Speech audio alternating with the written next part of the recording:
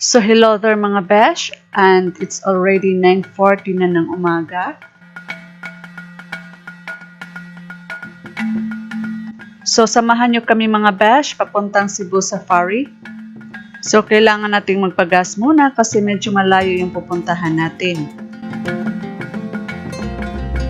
So since it's Sunday, marami talagang pupunta sa beach.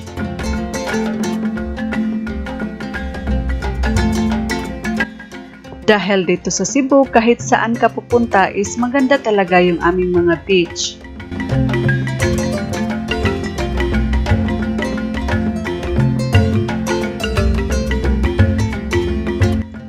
So ito po yung port papuntang Camotes Island. So ito po ay nandito sa Danau City.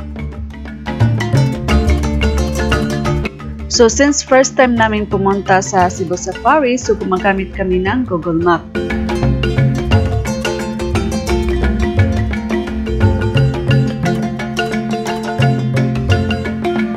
So after public market is on the left side may sign na to St. Benedict Monastery. So papasok tayo dito. So regarding naman sa daan, simentado naman siya.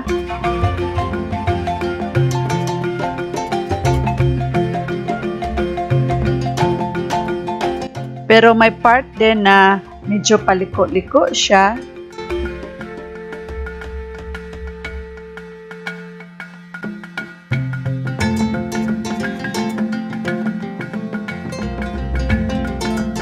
So ngayon is welcome to the jungle na tayo.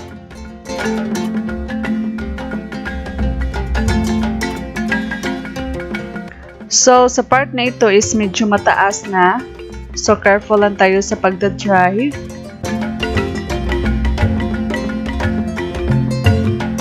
So ayan, nandito na po tayo. So welcome to Cebu Safari. So ito po yung parang receiving area nila. So ngayon is ako'y magkukuha na ng ticket.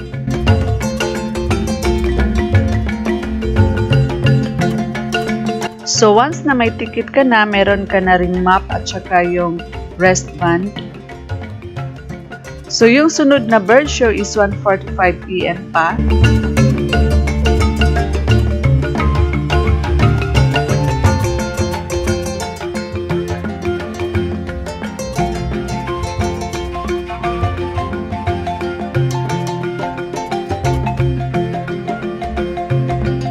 So ngayon is dito tayo sasakay sa kanilang tinatawag na tram.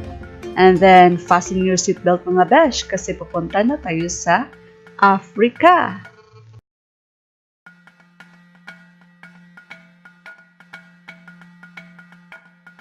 Okay, so my dear tourists, my name is Jeremy and I will be your guide for this ride.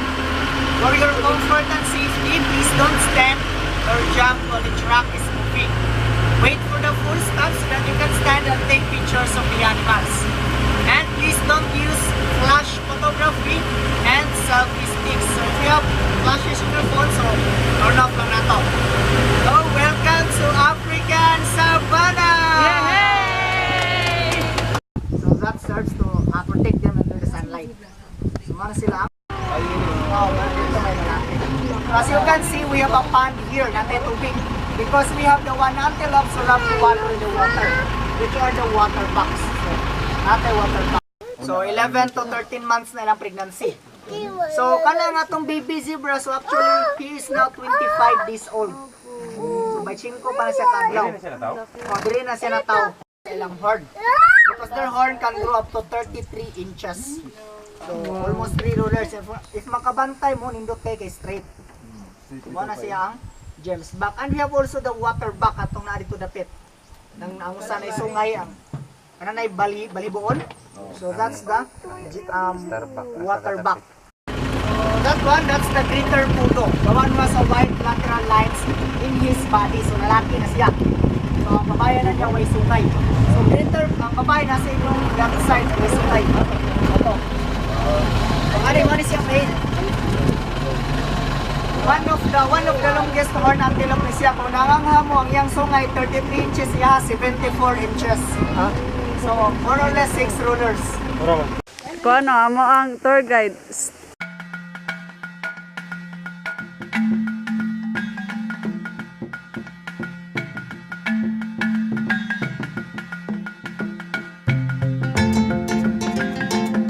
Ayun lagi pa. Kung ano yung cellphone ko, mahog na. So, video ko.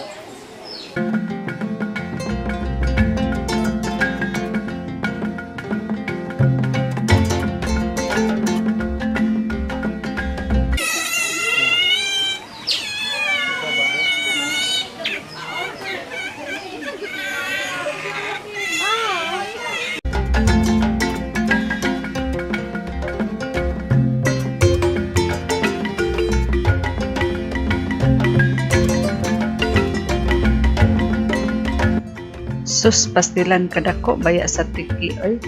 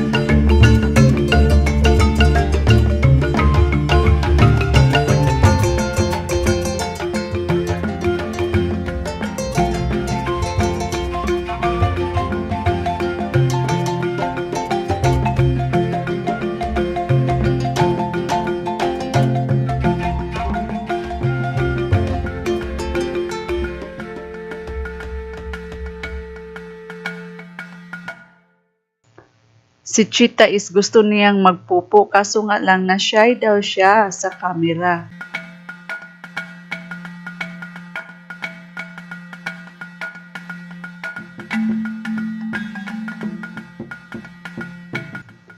Halano kadako pud sa iring.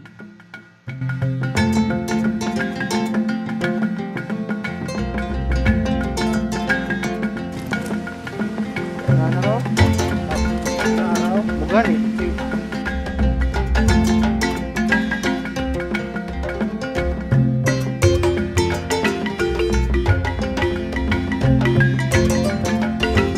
So ngayon is ipanggusla na may mga besh. So ito yung buffet nila, 300 per person.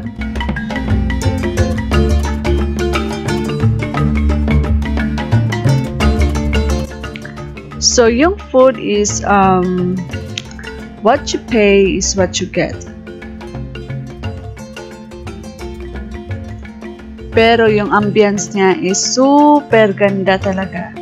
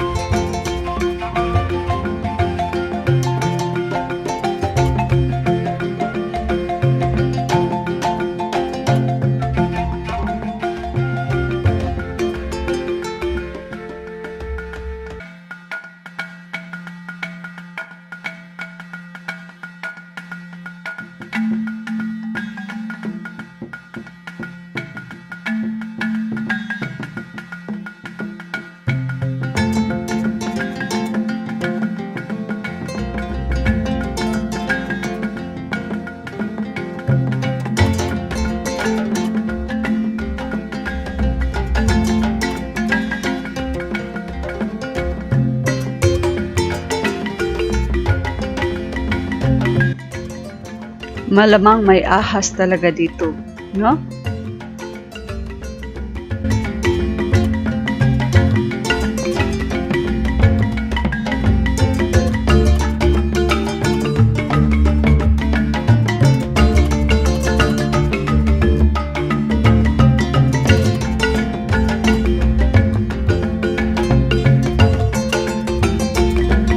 Introducing our host for today,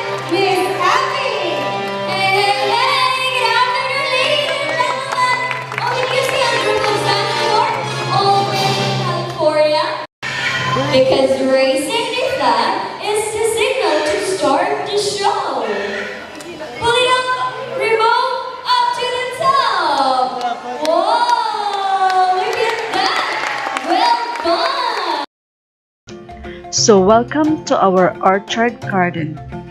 Ambisyosa. How I wish.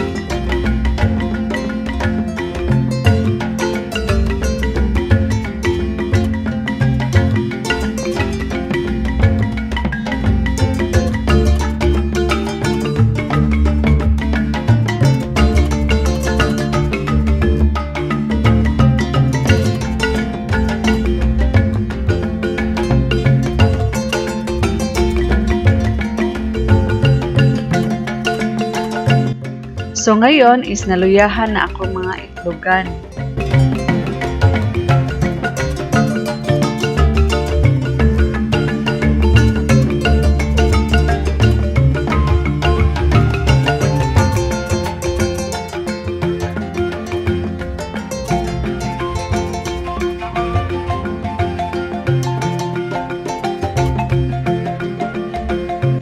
So ngayon is papauwi na kami.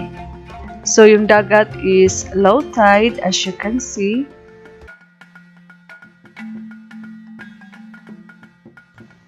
And mga besh, may pakilala po kami sa inyo.